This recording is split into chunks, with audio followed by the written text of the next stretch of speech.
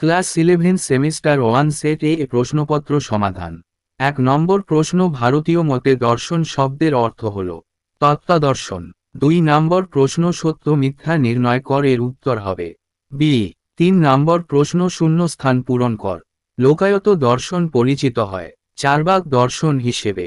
4 নম্বর প্রশ্ন, ব্রহ্মসূত্র গ্রন্থের রচয়িতা হলেন বাদরায়ণ। 5 নম্বর প্রশ্ন, সঠিক বিকল্পটি নির্বাচন কর, এর উত্তর হবে সি। 6 নম্বর প্রশ্ন, ভারতীয় দর্শনে প্রমা কি? যথার্থ জ্ঞান। 7 নম্বর প্রশ্ন, যথার্থ জ্ঞান লাভ করার পদ্ধতিকে বলা হয় প্রমাণ। 8 নম্বর প্রশ্ন, কোন দর্শনে 6টি প্রমাণ স্বীকৃত হয়েছে? ভাট্টমীমাংস এবং বেদান্ত দর্শনে। 9 নম্বর প্রশ্ন, শূন্য স্থান পূরণ কর। চারবাক মতে অনুমান ব্যক্তি নির্ভর বলে প্রমাণ নয়। 10 নম্বর প্রশ্নের সত্য মিথ্যা নিরূপণ কর, এর উত্তর হবে বি। 11 কোন ভারতীয় দর্শনে জড়বাদ তত্ত্ব অনুসরণ করা হয়?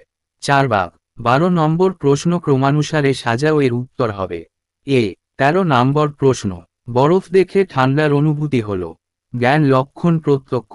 14 এটা একটা কিছু, এই ধরনের প্রত্যক্ষকে বলা হয় নির্বিকল্প প্রত্যক্ষ। 15 নম্বর প্রশ্ন, গুণ বা বৈশিষ্ট্য সমুন্নতি অবস্থায় বস্তুকে জানা যায় কোন প্রত্যক্ষে? সবিকল্প প্রত্যক্ষ।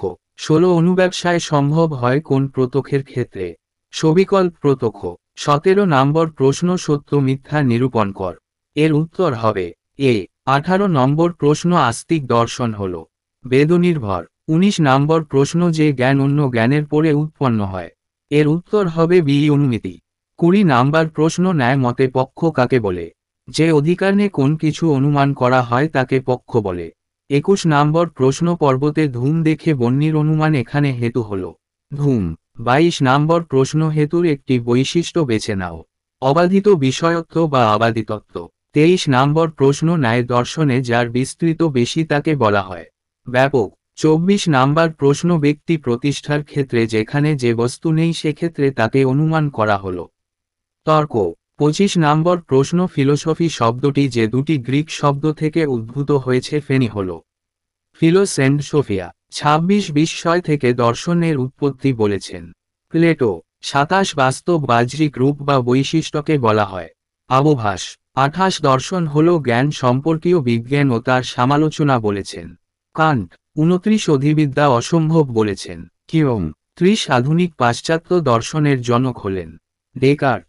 31 দার্শনের পদ্ধতি বা পানথা হল বিচারমূলক। 32 বাচনিক জ্ঞান সব সময় সত্য। 33 ধারণার মধ্যে মিল ও অমিল প্রত্যক্ষ করাই হল জ্ঞান বলেছেন লক। 34 অস্তিত্ব প্রত্যক্ষ নির্ভর বলেছেন বার্কলে। 35 সঠিক বিকল্প নির্ণয় কর, এর উত্তর হবে সি। 36 লাইভ নিজের মতে সর্বশ্রেষ্ঠ চিৎ পরমাণু হল ঈশ্বর। 37 স্তম্ভ মেলাও, এর উত্তর হবে এ। 38 এর উত্তর হবে স্পিনোজা।